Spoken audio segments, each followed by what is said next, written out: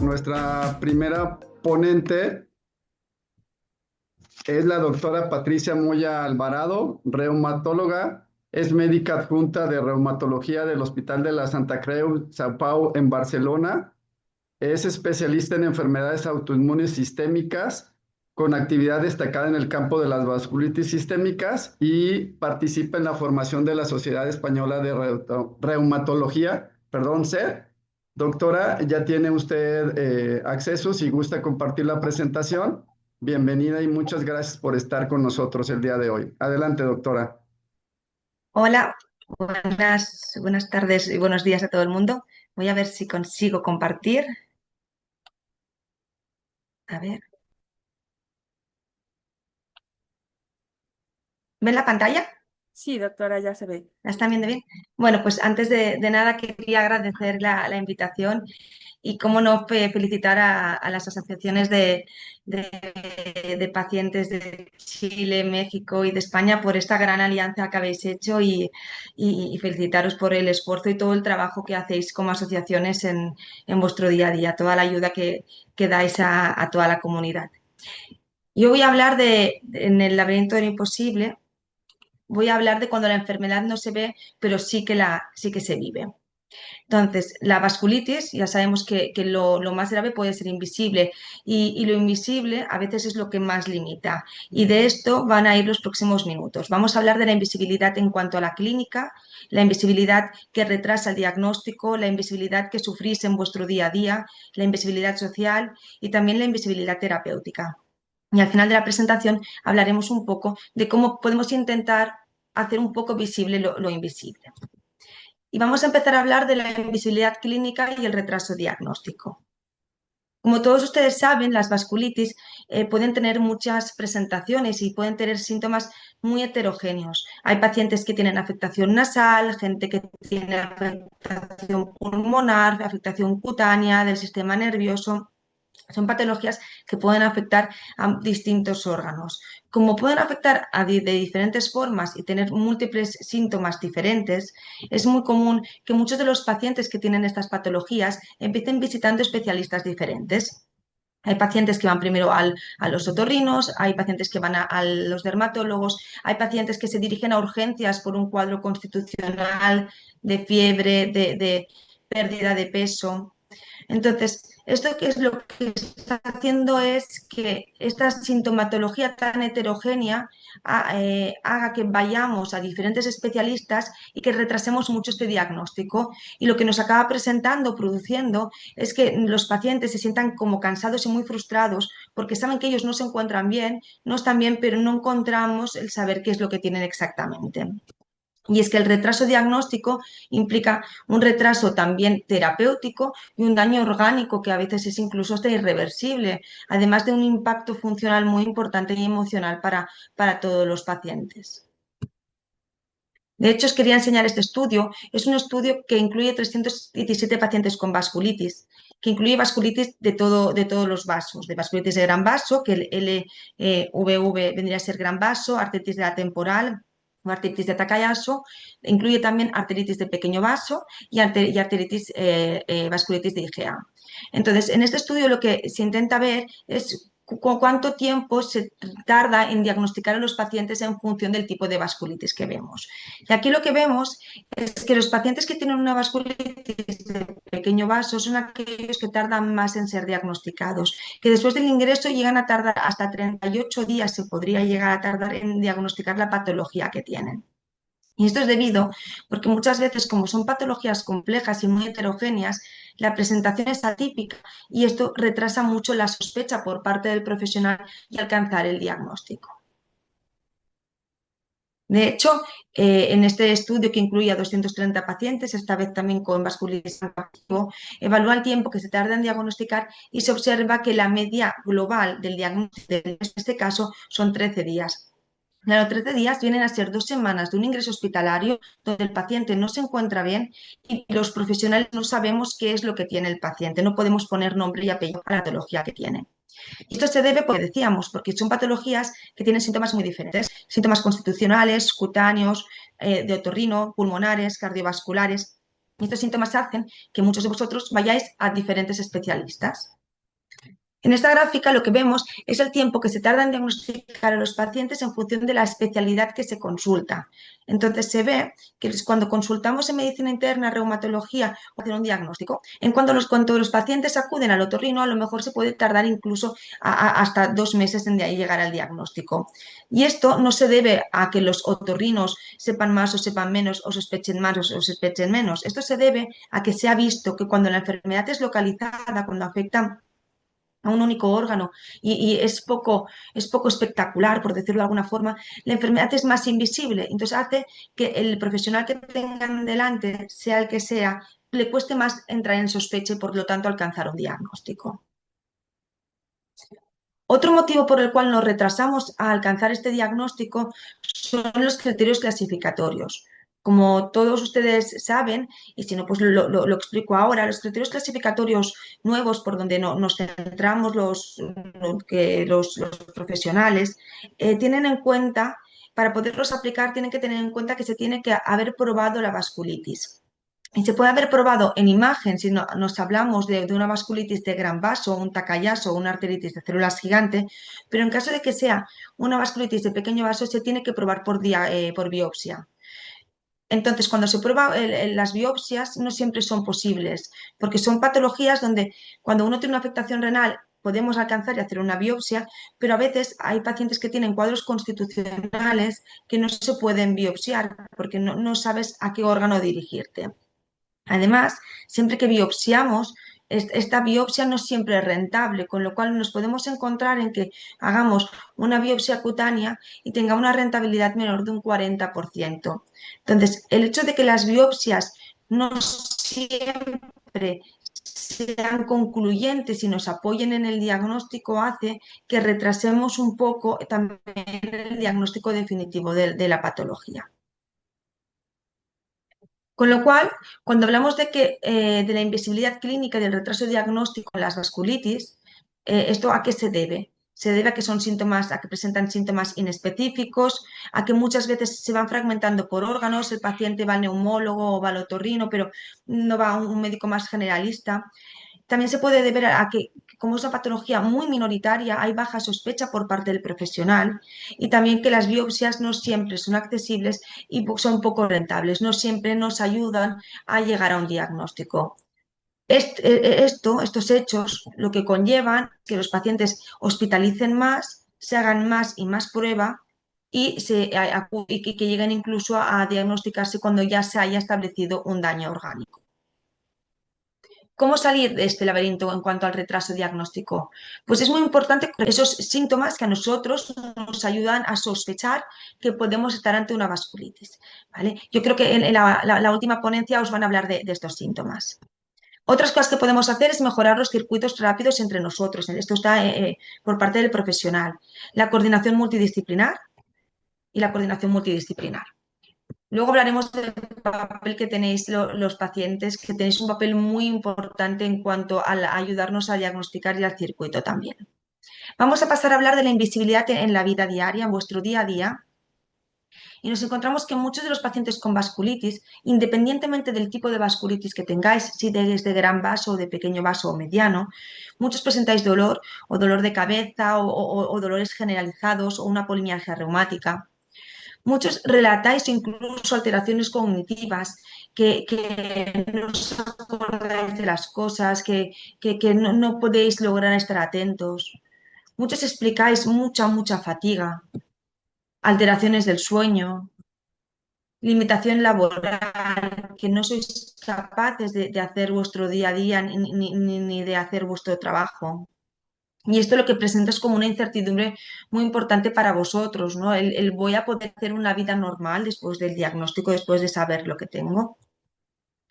Y para esto nos vamos a centrar en este estudio. Es un estudio que recoge, que se entrevistan 55 pacientes con vasculitis. Y lo que se hacen son entrevistas muy complejas de cara a saber qué es lo que más os afecta en el día a día, qué es lo que más importa al paciente, que es el que realmente importa en el día a día en cuanto a su patología. Y lo primero que vemos en las entrevistas es que realmente la experiencia, o sea, tal y como se siente el paciente, no es algo estático, el sentimiento de los pacientes se van modificando en función del momento vital que están en cuanto a la enfermedad, si están en el diagnóstico, en un momento de brote o en un momento de remisión. Otra cosa importante que que analiza este estudio es que a veces nos cuesta separar entre si estamos mal por la patología que tenemos o si estamos mal por culpa de la medicación que estamos tomando.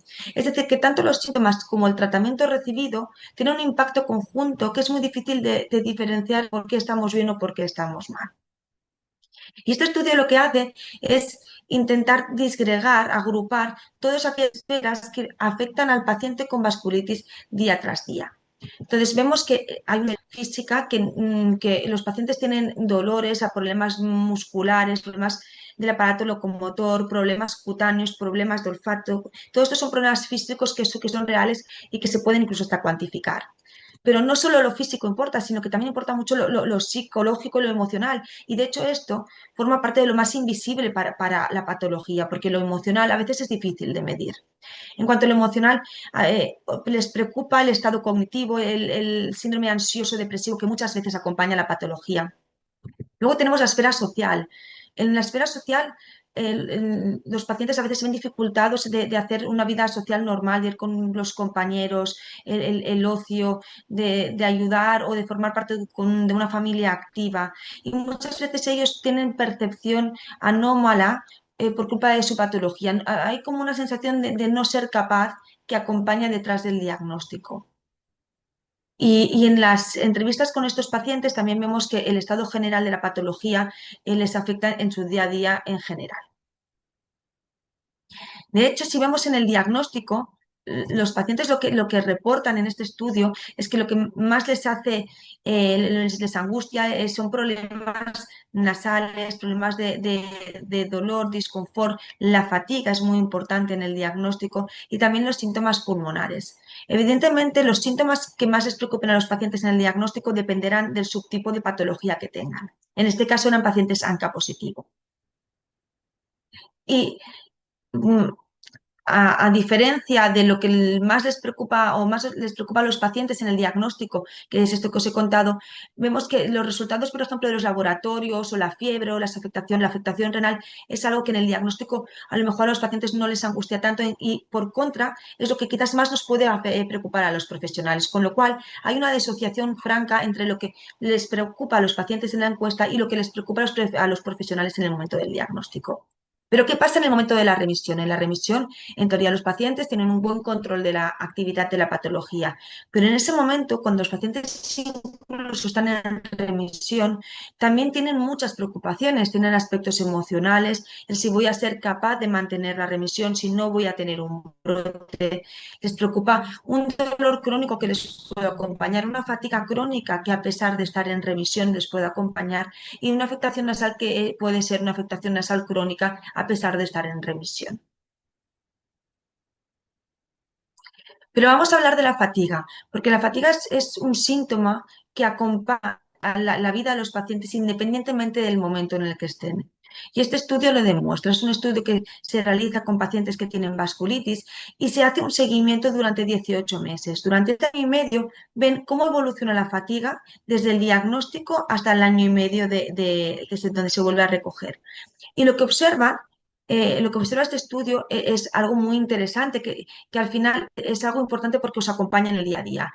Observa que hasta un 15% de todos los pacientes que están diagnosticados de vasculitis presentan una fatiga leve crónica y que hasta un 25% presentan una fatiga estable. Es decir, que la fatiga alta, a veces los pacientes la presentan tanto en el diagnóstico como a los 18 meses. Es una fatiga que no se modifica a pesar del paciente estar en remisión y a pesar de que el paciente está con el tratamiento.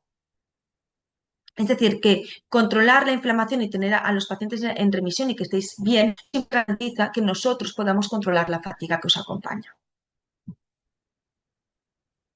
Y este estudio que sigue hablando también de la fatiga, lo que nos muestra es que esta fatiga no es relacionada con los reactantes de fase aguda, con los parámetros que nosotros miramos. Es decir, nosotros como profesionales miramos analíticas, miramos que tengáis la función renal bien, que articularmente estéis bien, que no tengáis afectación cutánea, que tengáis pulsos, todos los síntomas que acompañan vuestras patologías. Pero muchas veces, a pesar de estar bien de todos los síntomas que nosotros os preguntamos, seguís teniendo una fatiga importante que os puede limitar perfectamente en vuestro día a día. Y así lo clasificáis y así lo describís vosotros mismos en las encuestas. Y lo que en las encuestas, cuando se os pregunta a vosotros, lo que vemos es que esta fatiga realmente está relacionada con lo que es la calidad de vida. Es decir, que altera no solo vuestro día a día, sino la calidad de vida. Y ahora pasamos a la parte de la invisibilidad social de la patología. ¿Y qué significa la invisibilidad social? Tiene es una patología. Los pacientes que tenéis vasculitis es una patología que muchas veces no se ve. A diferencia del lupus, que a veces, por ejemplo, tienen afectaciones cutáneas donde se puede ver que el paciente está mal, los pacientes que tienen vasculitis tienen una afectación a nivel orgánica interna. Pueden tener una afectación renal, una afectación pulmonar, pero a simple vista sois pacientes que parecéis que es población totalmente sana. Y tenéis que aprender a vivir con una cosa que pesa mucho, que es el decir, ostras, a mí no se me nota que yo estoy enfermo, tengo que hacer ver que no pasa nada, pero esto no es real, porque vosotros, al tener una patología, en función de cómo estáis de actividad, en función de cómo está la enfermedad de enfadada, tenéis que, independientemente de cómo esté, ir a trabajar, tener una vida laboral activa, ser madre o padre de familia, tener una familia, hacer un acompañamiento, un círculo social, unos amigos, el salir a la calle, un ocio. Y vosotros también tenéis que encontrar momentos para vosotros mismos. ¿Y qué sucede? Que estas esferas se ven afectadas por la patología y a veces esta sensación de que no se me nota hace que nos cueste demostrar o que nos sintamos que no estamos como llegando a la altura en el resto de esferas de nuestra vida. Os acompaña un sentimiento de incomprensión, como un estigma y una pérdida progresiva de roles, ¿no? De cómo puedo hacer yo mi vida normal si tengo una patología y los demás no ven que yo tengo esta patología, esta invisibilidad que nos acompaña. Y para esto os traigo este estudio que incluye 200 pacientes, en este caso son con GEPA, con granulomatosis eosinofílica con poliangiitis. Se realiza un cuestionario online y el objetivo del cuestionario es ver lo real, lo importante, que es cómo los pacientes sienten y viven su día a día. Y en este estudio lo que observamos es que en el día a día los pacientes sienten una afectación importante a nivel social, laboral, en el sueño, pero también es muy importante que cuando hablamos de la salud mental, que las cosas que más les preocupa a los pacientes que tienen una GEPA en este estudio es que ellos no parece que están enfermos, que la patología que tienen no se ve. Es decir, que al no tener ningún estigma físico de patología, tienen que demostrar que son pacientes normales y que tienen una vida normal. Y esta sensación de que no se ve que estoy enfermo, pero en realidad lo estoy, esta incomprensión es una de las cosas que los pacientes dicen que más les afecta en su día a día. Es decir, que hay un impacto en la vida diaria y social a pesar de que los pacientes estén en remisión y estén controlados. Y es que a veces lo que más agota, y es una de las frases del estudio, lo que más agota no es la enfermedad como tal, es tener que ir demostrando que existe y que me está acompañando. Y yo creo que actividades como la que estamos haciendo hoy, que es reconocer esta invisibilidad, sin duda es uno de los primeros pasos para reducir este estigma y este peso que cae sobre nosotros. Y ya vamos a pasar a la última parte de mi ponencia, que es la invisibilidad terapéutica. Y este es un escenario en el que está el paciente con su médico, con su doctor. ¿Y qué le preocupa al doctor? Al doctor le preocupa la actividad de la patología con los índices que medimos. Al doctor le preocupa la analítica, que tenga una función renal perfecta, que no tenga una anemia, que los ANCA estén bajando. Y le preocupa la imagen, que no tenga una sinovitis, una artritis, que el pulmón esté sano. Pero ¿qué le preocupa al paciente? Que es algo tremendamente importante que tenemos que tener en cuenta. Al paciente lo que preocupa es, pues tengo un dolor crónico, puede ser de cabeza o mialgias generalizadas que me acompañan durante toda la patología.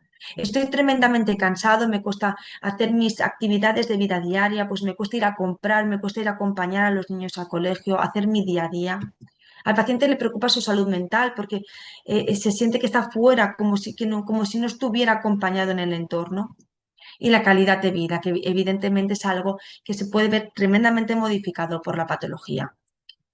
Entonces, cuando hablamos de invisibilidad terapéutica, ¿a qué nos referimos? ¿Qué es la invisibilidad terapéutica? Pues es esta desconexión que hay entre lo que nosotros definimos como remisión clínica, como los profesionales definimos como remisión clínica, y el bienestar del paciente que son ustedes, ¿no? Entonces, la remisión clínica es la forma que tenemos de medir todos los fármacos que salen en el mercado, todas las visitas para ver si están activos o no están activos. Es la forma que tenemos nosotros de ver que la enfermedad está controlada, pero en realidad existe una invisibilidad terapéutica, que tener la enfermedad controlada no es sinónimo de un bienestar total del paciente. Es decir, que hasta un 86% de los estudios demuestran que no hay una relación significativa entre lo que nosotros medimos en escalas y lo que medimos en los ensayos clínicos con la calidad de vida que reportan ustedes. Y por otro lado, los parámetros clínicos no miden siempre una actividad, pueden medir la actividad inflamatoria, pero ignoran síntomas que son persistentes y que nos preocupan realmente en el día a día. ¿Cuáles son los síntomas invisibles más frecuentes? Los que hemos comentado hasta ahora. Esta fatiga severa que, insisto, nos acompaña hasta en un 25% de los pacientes con vasculitis durante toda la enfermedad. La salud mental, hay mucha depresión, hay mucha ansiedad detrás de estos diagnósticos. La ansiedad, depresión y este dolor persistente que implica un deterioro funcional y que a veces nos limitan a hacer nuestro día a día.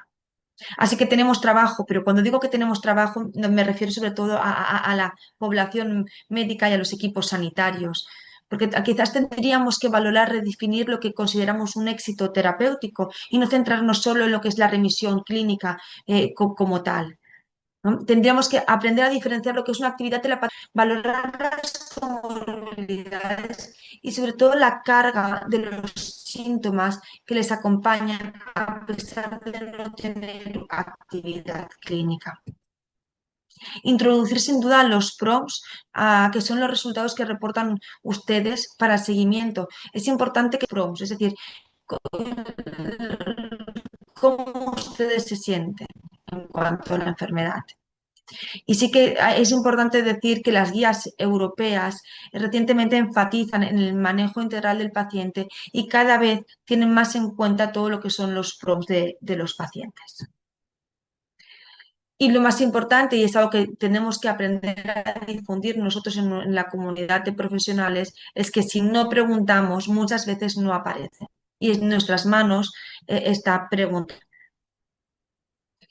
Yo creo que de esto hablaré en alguna ponencia más durante la tarde, pero no tenemos herramientas para medir cómo se encuentran, no solo la actividad de la patología, sino cómo están en cuanto a calidad de vida, cómo se sienten a nivel social, físico, a nivel anímico. Y son herramientas que se utilizan mucho a veces en ensayos clínicos, pero que a lo mejor tendríamos los profesionales que ir introduciendo en nuestra práctica clínica habitual para tener un 360 en cuanto a patología.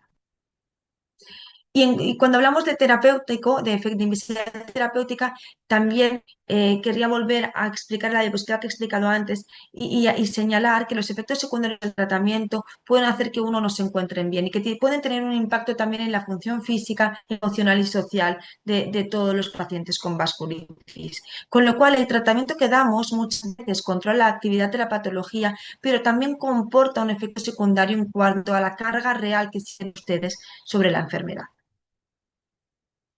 Es decir, que no basta con apagar la inflamación, la actividad de la patología, sino que es muy importante escuchar cómo vive el paciente esa remisión.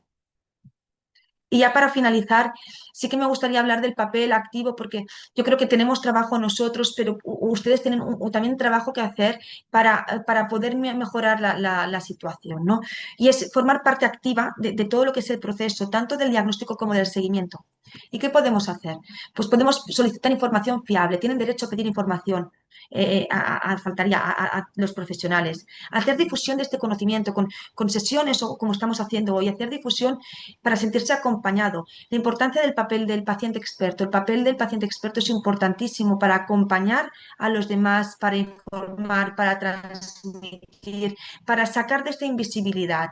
¿no? Las decisiones compartidas con los profesionales. Para que haya una decisión compartida es muy importante que el profesional explique detalladamente dónde estamos, las alternativas y se tome un tiempo para intentar explicarles a ustedes en qué consiste la patología y los tratamientos, pero es importante que ustedes también sean conocedores, estén informados de cara a que sea una decisión compartida lo que se haga. Es decir, yo creo que tenemos que ir de la mano. Igual que está de moda el trabajar con equipos multidisciplinares, nefrología, reuma, medicina interna, también ustedes tienen que ampliar el equipo y poder hablar con familia, con asociaciones y con el equipo sanitario sobre todo aquello que les preocupa. Ya, por último, me gustaría poner en valor el papel de las asociaciones que hacen jornadas como la del día de hoy, que son importantísimas para que se comuniquen entre ustedes y para que tengan información sobre la patología y no se sientan tan solos de cara a abordar todas estas alteraciones y limitaciones sociales, personales, emocionales, laborales, que a veces, por desgracia, acompañan a a la patología. Así que el paciente experto y las decisiones compartidas hacen sin duda que haya más resultados y menos invisibilidad de las vasculitis. Y muchas gracias por su atención.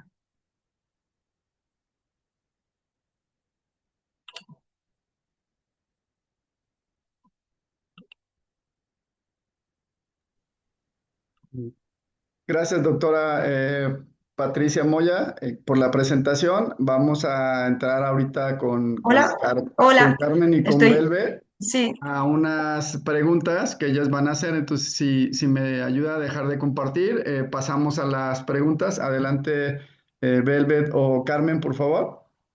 ahora mismo.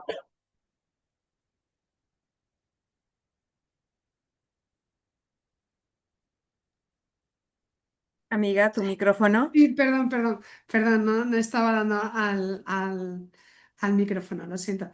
Eh, Queríamos preguntar en referencia a su ponencia sobre cuánto usted cree que es de importante la validación y el apoyo de la familia en todo este proceso.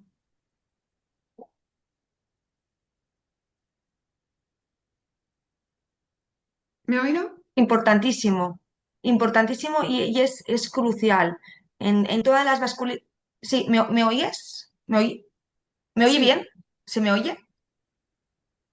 Sí, ¿Hola? doctora, sí, Ah, doctora, vale, sí ¿se le me oye? escuchamos. Disculpa. Gracias. Pues, vale, disculpa. Pues es fundamental, pero es tremendamente crucial sentirse acompañado por la familia, que al final son los que tienes cerca, los que te ven levantarte y los que te con los que te metes en la cama a última hora de la noche. Nosotros nos encontramos, por desgracia, que muchas veces vienen pacientes que tienen la necesidad de venir acompañados por sus parejas o por sus hijos para que nosotros les expliquemos a la familia que están enfermos.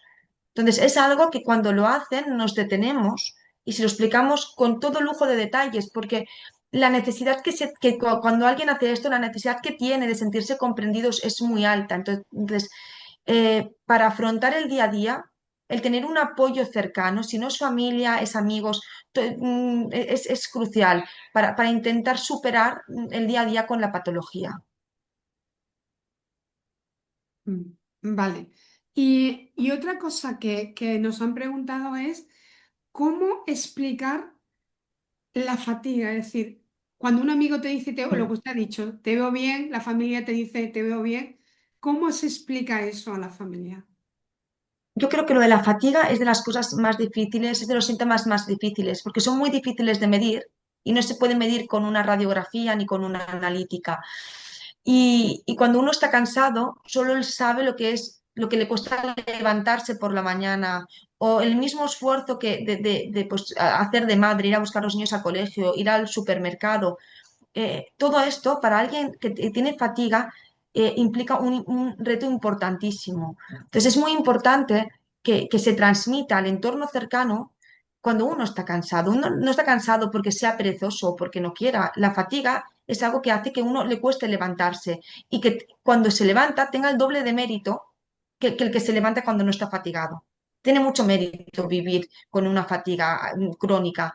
Y se explica por la patología en sí, el hecho de tener una patología inflamatoria, a pesar de tenerla controlada, se acompaña de fatiga. Y esto es una cosa que está probado científicamente. Y de hecho los estudios que os he mostrado son estudios que están publicados y están científicamente avalados. Entonces, se puede explicar desde la patología y se puede explicar desde los efectos secundarios de los corticoides, porque al final muchos de ustedes, por desgracia, han tenido que tomar corticoides a altas dosis y esta corticoterapia que han recibido es una corticoterapia que no ha desaparecido, que tiene un peso en el organismo. Entonces son formas de explicar a la familia que o bien por la patología o bien por las medicaciones que uno toma, se sienten más cansados que los demás y que pueden intentar conseguir hacer lo mismo que el resto de la gente sana, pero que el hacerlo les va a implicar un esfuerzo mucho mayor. Nos llega otro mensaje de Delia que nos pregunta que esto de la fatiga también se ha realizado, que se han realizado estudios, pero en adolescentes, porque ella tiene un hijo, Juan Takayasu, se presenta, ¿cómo se presenta el poder ayudarlo con el tema de la fatiga? Ya que es un adolescente, ¿no? Y su nivel de actividad, pues a veces es de un adulto. Sí, claro, es una respuesta, es una pregunta difícil porque no hay estudios de calidad de vida y de fatiga en población adolescente, con lo cual no es difícil de contestarlo rigurosamente, pero sí que es verdad que el Takayasu de por sí va con una actividad de la patología subclínica. ¿Qué significa? Nos encontramos con pacientes que tienen Takayasu que creemos que están bien y la patología de una forma subclínica, sin dar pistas, va progresivamente avanzando. Es uno de los escenarios donde a veces nos encontramos. Es decir, que la fatiga puede ir perfectamente acompañando la patología, aunque seas adolescente, aunque estés en edad pediátrica, aunque seas adulto, es la propia patología. También es verdad que en el momento de la adolescencia, la gente vive unos cambios hormonales y emocionales y sociales, esto lo explicará mejor la psicóloga, ¿no? Que ya pueden ir acompañados con fatiga, que pueden ir acompañados con síntomas más psicológicos, con lo cual seguramente se junta lo que es la patología en sí del Takayasu, un adolescente, con un momento vital que a veces es difícil de por sí. Y ya una última pregunta antes de seguir con la siguiente ponente. Preguntan que la No, fatiga. Carmen, yo todavía tengo por acá un par de Ah, vale. preguntas. Bueno, yo te digo la última de aquí del chat, que después de un tiempo de estar bien, o sea, refiriéndonos a la fatiga, después de un tiempo de estar bien, vuelve a aparecer la fatiga. Si hay algo para mejorar este síntoma. Mm. No, no es que no haya nada, la fatiga es multifactorial, la fatiga se acompaña a la patología, pero también la gente que no tiene patología en la vida vive en épocas de más y en fatiga. Entonces, la fatiga la podemos vivir, la podemos intentar tratar con medidas de salud básicas, como es el autocuidado. No nos podemos olvidar de nosotros. Estamos todo el día intentando cuidar a los demás, intentando demostrar esta invisibilidad, normalizando la vida a pesar de estar enfermos. Y esto es algo que agota muchísimo emocionalmente. Entonces, cuando la fatiga reaparece, a lo mejor es una señal de alarma, un síntoma que nos hace decir, ostras, a lo mejor es el momento de que yo me detenga un segundo y me quede un poco a mí.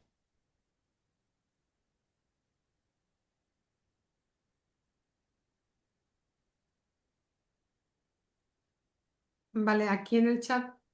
A ver, yo Si por acá queréis tengo, hacer alguna eh, pregunta más. sí, tengo un par de preguntas, doctora, buenas tardes. Em, Aquí nos preguntan, Mariola, si se sabe si hay un estadio primigenio común a todas las enfermedades autoinmunes. Hola, buenas tardes. Bueno,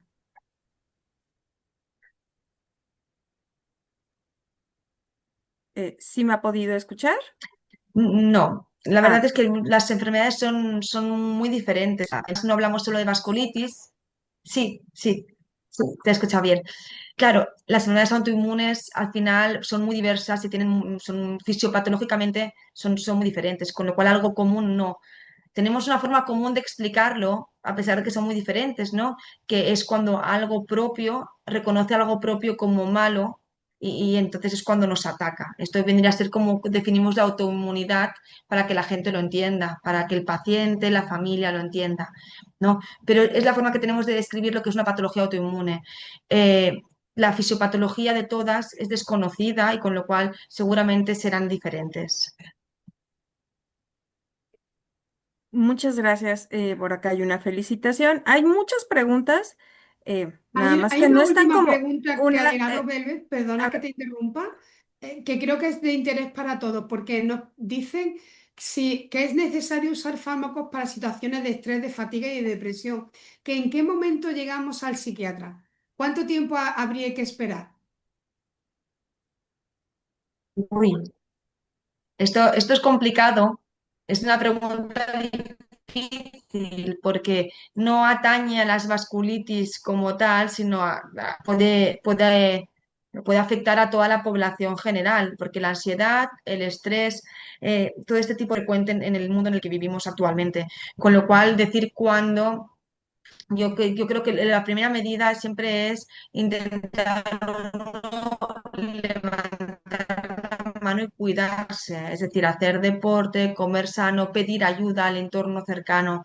Y si con medidas físicas o hay medidas como la que os he explicado no funciona, pues entonces sí que podemos empezar. Yo creo que que los psicólogos y los psiquiatras hacen un papel espectacular y son muy necesarios y seguramente en la segunda ponencia os explicarán, os podrán resolver mejor esta pregunta. Pero esto es una cosa que atañe a toda la población en general y yo soy de las que animo principalmente a hacer deporte, a dormir bien, a comer bien y sobre todo a hablar. A comunicarse, a levantar la mano en el entorno cercano cuando alguien lo necesita, a pedir ayuda, porque a veces damos por supuesto que el de delante es conocedor de cómo uno está, pero muchas veces si uno no lo verbaliza, el de delante no se entera. Vale, pues muchísimas gracias, doctora, por doctora, su... por acá tengo un par de preguntas eh, que creo que son importantes. Mucho habla de esta parte del diagnóstico y nos preguntan ¿cómo se puede llegar a un diagnóstico completo de la enfermedad? Considerando que muchas veces las personas llegan por un solo especialista y a veces solo se les dice que sospecha, a veces no se les precisa el diagnóstico y el paciente vive en esta situación de angustia permanente. Entonces, ¿cuál es como el camino recomendable para poder llegar y precisar un diagnóstico? Es difícil porque estamos aquí de diferentes comunidades y a veces en el mismo España, en Barcelona, se diagnostica o el circuito es uno y en Badajoz el circuito es otro. ¿No? Esto Carmen ya lo sabe. Entonces muchas veces el retraso diagnóstico no depende solo de los síntomas que tenga el paciente, sino de cómo funcione su circuito sanitario a nivel poblacional. Es difícil. Nosotros lo que estamos intentando hacer es hacer mucha difusión. A mí cuando Carmen me invitó a hablar, pues me hizo mucha ilusión porque creo que es muy importante que todos ustedes estén informados. Y nosotros, por ejemplo, y nosotros, por ejemplo, en nuestro centro intentamos hacer jornadas de vasculitis para profesionales para informar de esos síntomas de alarma. Hablamos con los ambulatorios cuando hay un asma y una poliposis que por favor sospechen. Entonces yo creo que esto está en manos de todos, de tanto profesionales como de pacientes, de hacer el máximo ruido posible, porque cuanto más conocimiento haya de la patología, antes sospechas y antes diagnosticas. Gracias, doctora. Por acá hay quien dice que le gustaría ser su paciente porque en donde le atienden no existe un manejo interdisciplinar y tiene un Gracias. caso complejo. Y acá hablan de esta parte de vivir con justo con los efectos secundarios de los esteroides, que comenta que tiene apetito todo el día y mucho va a esta parte de efectos secundarios. Hay un par de preguntas respecto a eso. eh, si y que creo que se enfoca esta parte de relación de confianza con el médico, de hacer las preguntas que te angustian a la hora de la consulta, porque nos hablan desde los efectos secundarios del propio metrotrexato, que si te va a dar cáncer o no, hasta los efectos de los esteroides, de si hay ensayos clínicos actualmente sobre arteritis de células gigantes, un sinfín de comentarios por aquí. Le agradecemos, doctora. Creo que Mucho. hay muchas preguntas, poco tiempo. Muchas gracias y le dejo, no sé si Carmen tengas algo más que preguntar. Ok, por cumplir el horario que tenemos previsto, creo que deberíamos de dejarlo ya. Si acaso, miraremos las preguntas y si acaso ya, si a la doctora le parece, pues le tramitaremos la pregunta.